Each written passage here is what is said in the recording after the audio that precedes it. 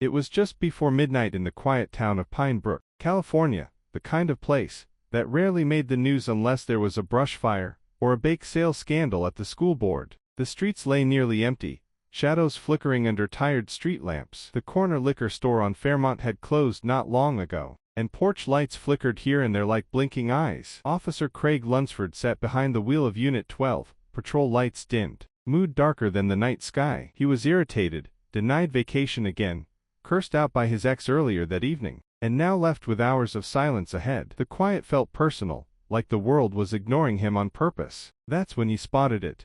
The silver Toyota Camry easing down Kingsley Street after turning off Edison Boulevard. It wasn't speeding, not swerving, nothing technically wrong, but something about it tugged at him. Maybe the car's age, maybe the smooth way it cruised through the night, or maybe, and this he'd never admit, it was the glimpse of brown skin under the dome light. He flipped on his lights. The Camry pulled over without hesitation.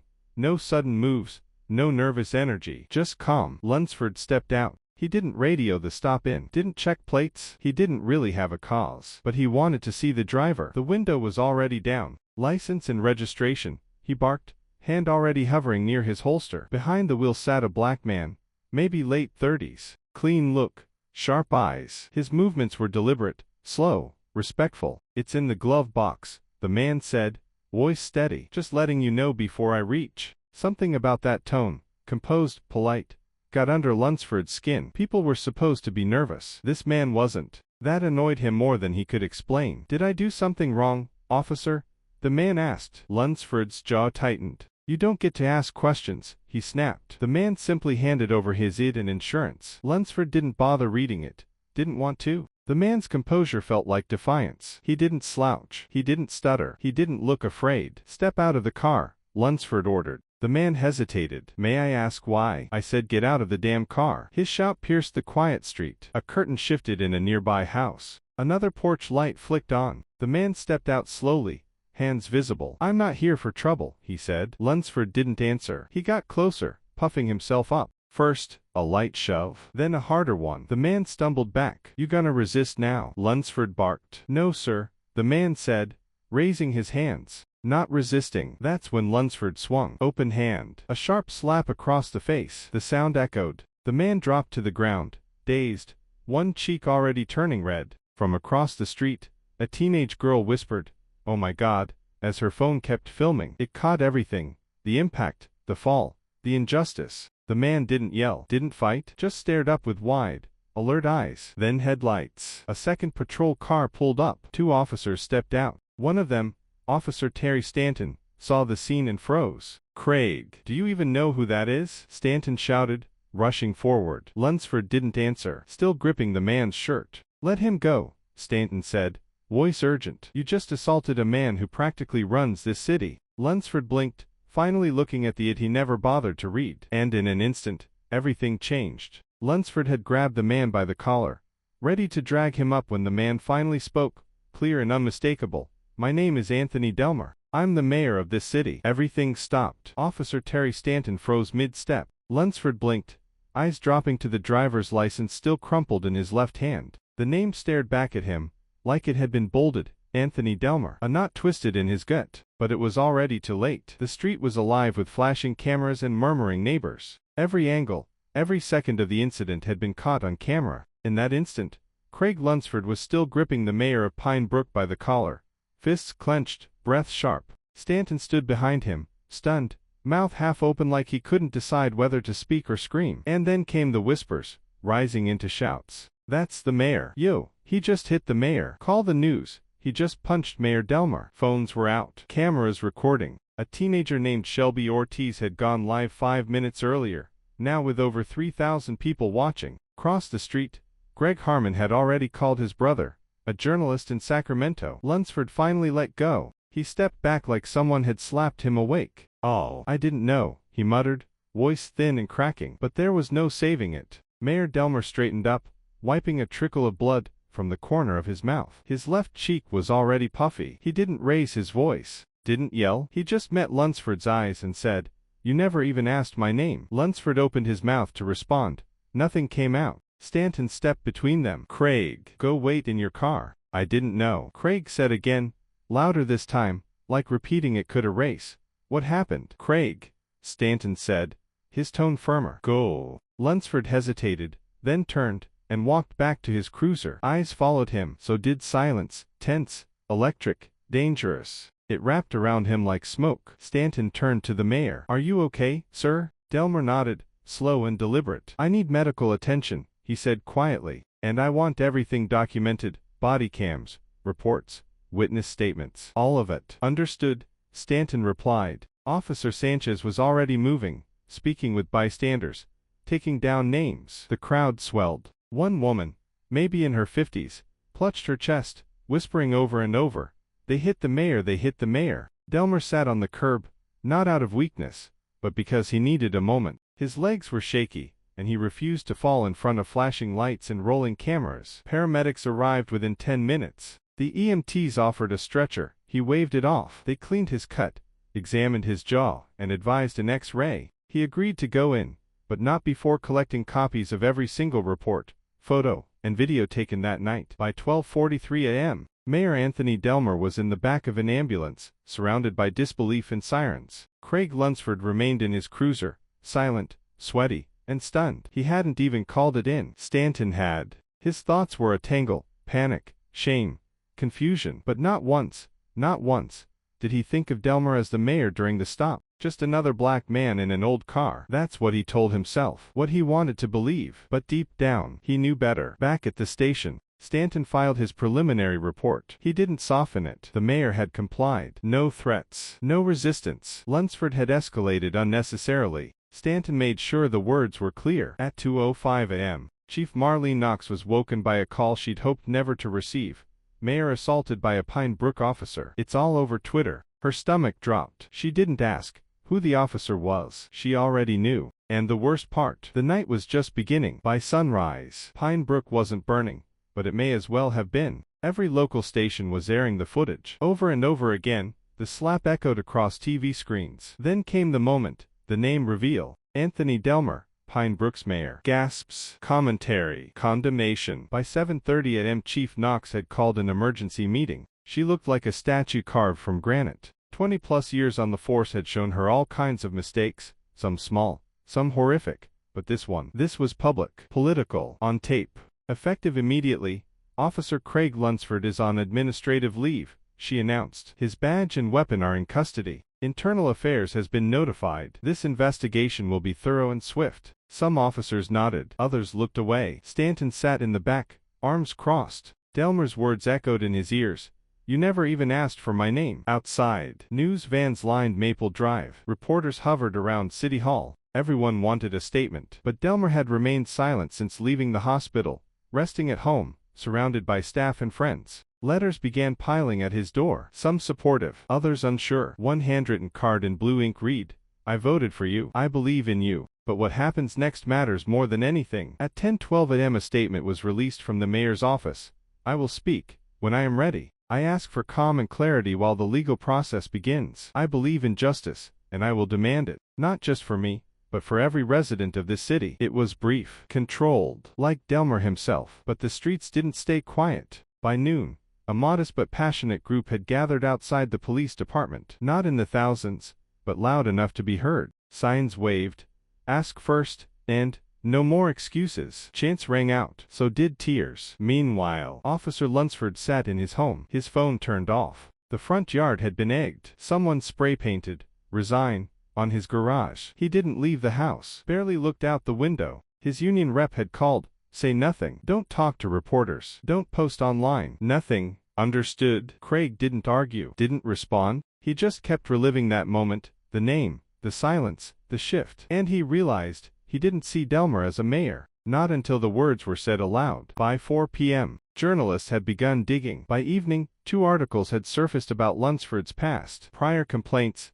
not criminal, but concerning. Enough red flags to raise questions. One article quoted a former officer. "I warned them. Craig had issues, impulsive, aggressive." But no one wanted to stir the pot. Inside City Hall, council members had started meeting informally. Some wanted the chief replaced. Some demanded a full review of every officer's file. The pressure was mounting, and Delmer's silence, it only made the tension louder. But silence wouldn't last forever. Not in a town this small, not when everyone was watching, and not when the man at the center had lived his whole life trying to keep the balance. Before the title, the office, or the seal on his door, Anthony Delmer was just a boy from East Oakland. A kid with a father who worked 2 jobs and a mother who passed far too soon. Politics was never the dream. Survival was. Keeping the lights on, staying safe, moving forward. When his father was diagnosed with Parkinson's, Anthony moved him to Pinebrook, a quieter place, a town without sirens or corner chaos. He never planned to stay, but Pinebrook had a way of pulling people in, through kindness or through guilt. For Delmer, it was duty. He started showing up at city council meetings, asking the questions others were too tired to raise, volunteering for committees no one wanted. He spent weekends picking up trash with the kids from Jefferson Middle. People started to take notice,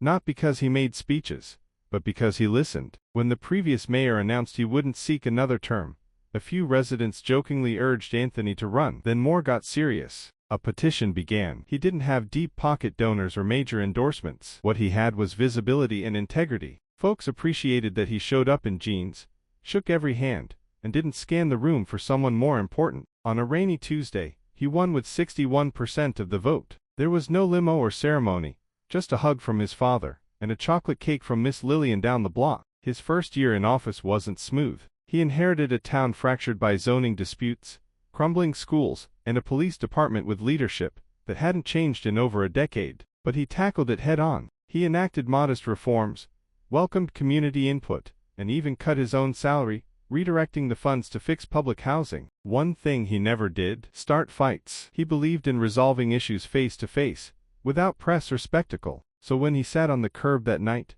bruised and silent after being struck by Officer Lunsford, his calm wasn't new. It was who he had always been. That night, Anthony had driven himself. No aides, no security, just him and his beat-up silver Camry, dented passenger door and all, returning from a fundraiser in a nearby town. He wore a plain blazer and stopped for gas. He didn't expect attention. He never liked being fussed over. That's why he didn't immediately say who he was, not when the officer got loud, not when he was pulled from the car. Deep down, he still believed that respect and composure would be enough. Now, seated in his living room with his face still tender, he watched the footage over and over, not to relive it, but to understand how it spiraled so quickly. The officer didn't look at his id, the tone, the shove, the slap. His father sat beside him, hands unsteady from illness, watching his son with the simmering anger Anthony had never seen. Funny, Ernest, Delmer said. Used to be the badge that protected you. Now it's the phone in your hand. Anthony just nodded. He wasn't only thinking about himself. He thought about every kid in Pinebrook who looked like him. Every man without a title. Every woman with stories no one ever heard. And yes, even the officer. He'd seen Lunsford once or twice at city events. Never exchanged more than a polite nod. But that moment had shifted something. And Anthony knew the real test wasn't what had already happened. It was how he would respond. By the following Monday, the town had changed. Not in flames, not in chaos. But something was different. The atmosphere around City Hall felt denser, slower. People lingered near the police station. Cashiers were quieter. Teachers whispered in staff rooms. Everyone was waiting. The protest outside the station had grown. What started with a few dozen was now nearly 300 voices, carrying signs and simmering frustration. Some read, "I am Anthony Delmer." Others simply said, "Enough." Inside the department, tensions ran high. Chief Marlene Knox watched through the blinds, phone glued to her hand with non-stop calls, from legal, from the mayor's team, from the state. She turned to Officer Stanton. "Anything new on Lunsford?" He slid a folder her way. 3 prior complaints in for years. 2 verbal warnings. 1 retraining for unnecessary escalation back in 2019. And no deeper reviews were triggered. All cleared under the old chief. Knox's jaw tightened. This isn't just about one incident. At the mayor's office, the city council was split. Councilman Larry Goodwin leaned in. "We can't turn this into a war against the department. We need to be measured." But Councilwoman Ruth Barlow fired back. "Careful is what got us here. If you want to talk long-term, let's talk about how long people have stayed silent while the same officers crossed lines." The argument stayed civil, but the tension was suffocating. Everyone knew change was coming.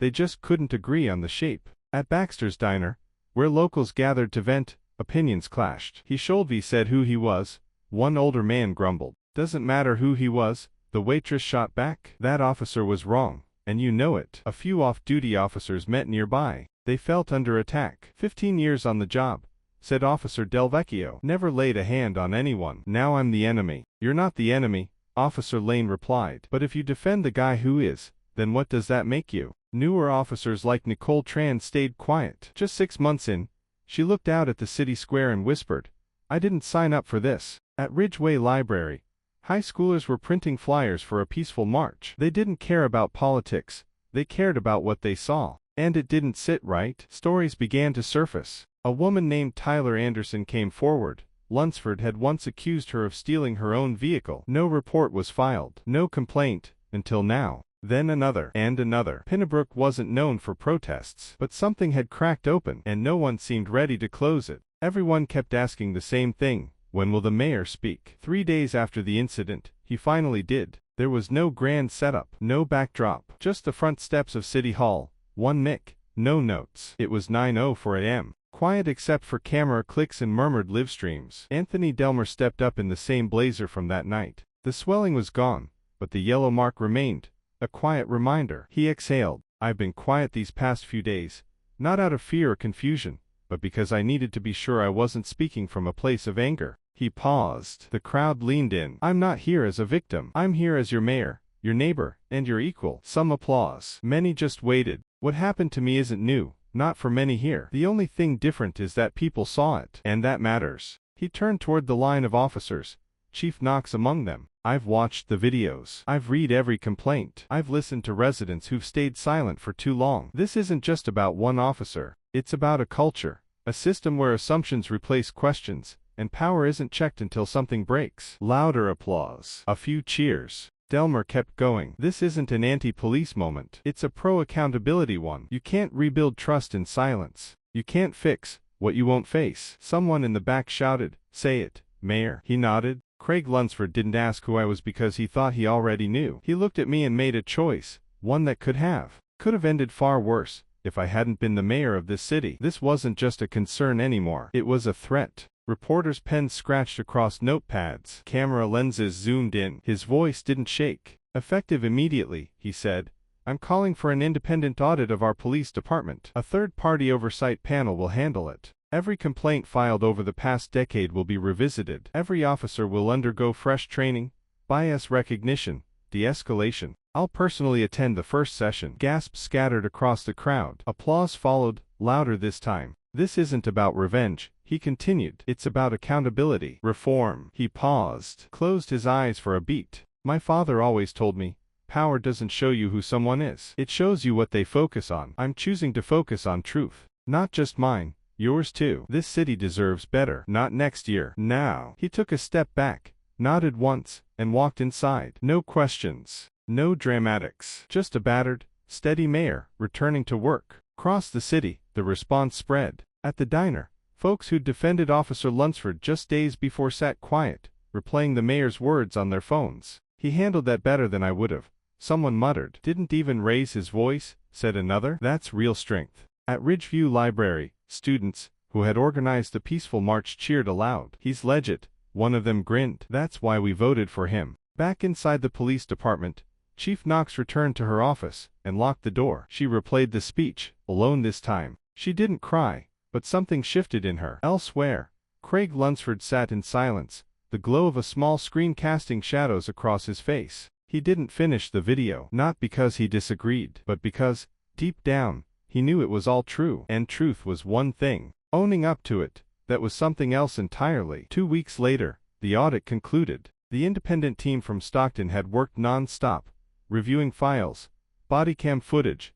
internal reports, everything, reaching back 10 years. To some, the findings weren't surprising, but they were serious enough to force action. 19 complaints had been filed against Officer Craig Lunsford. Only one had made it past his supervisor's desk. No hearings, no counseling, no accountability. On a stormy Thursday morning, the mayor called another press conference, this time inside City Hall. Chief Knox stood to his right, Councilwoman Ruth Barlow to his left. The room was packed. Effective immediately, Delmer announced, Officer Craig Lunsford is no longer employed by the Pinebrook Police Department. He will not be reinstated, reassigned, or recontracted in any capacity under this administration. Reporters erupted with questions. The mayor raised his hand. This isn't about punishing someone just to punish them, he said. It's about setting a standard. Every town must choose the kind of leadership it wants behind a badge. Chief Knox stepped forward. Her voice was steady. We failed, she said plainly. I failed, not just the mayor, but the people. We ignored patterns. We let warnings collect dust. And for that,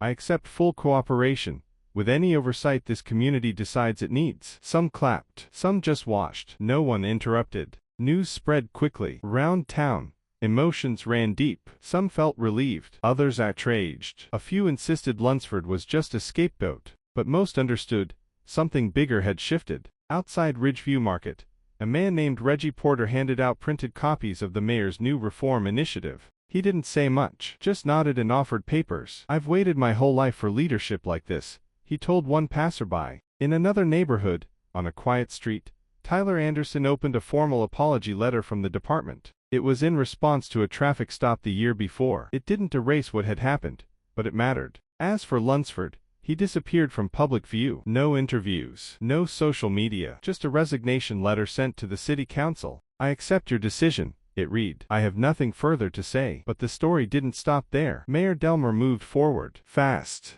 A civilian oversight board was created. An anonymous tip line launched. Monthly town halls began, joint sessions led by officers and residents. Not everyone was thrilled. Some doubted it would last. But people showed up. And gradually, Pinebrook started to feel different. Maybe not perfect, but different. Delmer didn't change either. He still walked the blocks, still answered his phone, still listened more than he talked. At one community meeting, a young girl raised her hand. What if it happens again? She asked. The mayor looked her in the eye. Then we face it, he said, together, openly. That's how we keep things from going quiet again. The room stayed still for a beat. Then someone clapped. Then another. It grew, not forced, but earned. Weeks passed, then months. The tension remained, but something else began to take root. Quietly, one evening, in the backyard of his father's now empty house, Anthony Delmer sat alone. Ernest Delmer looked over from his chair. You took the hit and stayed standing, the old man said. That's what real change looks like. Anthony didn't smile. He only nodded. Not because he felt heroic, but because he knew the work was far from finished. And maybe the lesson in all of it was this. You don't always choose your moment, but you do choose how you respond. Sometimes doing what's right doesn't mean shouting louder. It just means staying firm, when silence would be easier.